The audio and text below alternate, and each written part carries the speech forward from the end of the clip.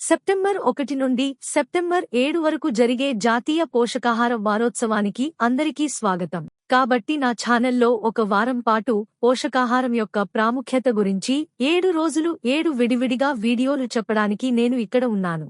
దయచేసి నాతో కనెక్ట్ అయి ఉండటానికి ఆయుష్ శాస్త్ర దీపిక ఛానల్ని సబ్స్క్రైబ్ చేయండి. నమస్కారం మిత్రులారా, న్యూట్రిషన్ వీక్ డే 6కి స్వాగతం. ఈ రోజు మనం మాట్లాడేది చాలా సాధారణంగా కనిపించే కానీ చాలా ప్రాముఖ్యత కలిగిన అంశం గురించి, అదే నీరు తాగే విధానం. నీరు తప్పుగా తాగుతున్నారా? అదే మీ జీర్ణ సమస్యలు, అలసట, చర్మ సమస్యల కారణం కావచ్చు. ఆయుర్వేదం చెబుతుంది, 1 ఉదయం లేవగానే గోరువెచ్చని నీరు తాగండి, ఇది శరీరాన్ని డిటాక్స్ చేస్తుంది. 2 భోజనం సమయంలో ఎక్కువ నీరు తాగొద్దు, అగ్ని బలహీనమవుతుంది.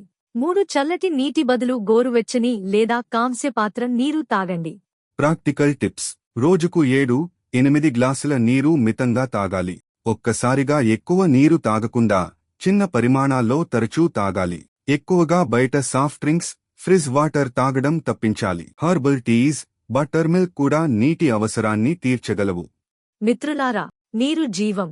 కాని సరైన పద్ధతిలో తాగితేనే అది మన శరీరానికి ఔషధంలా పనిచేస్తుంది. గుర్తుంచుకోండి, hydration the ayurvedic way, better digestion, better health. ధన్యవాదాలు. మరి డే 7లో కలుద్దాం.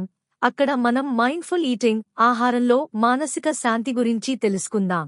మరిన్ని ఉత్తేజకరమైన కంటెంట్ మరియు సమాచారం కోసం మా ఆయుష్ శాస్త్ర దీపిక ఛానల్కు సభ్యత్వాన్ని పొందండి.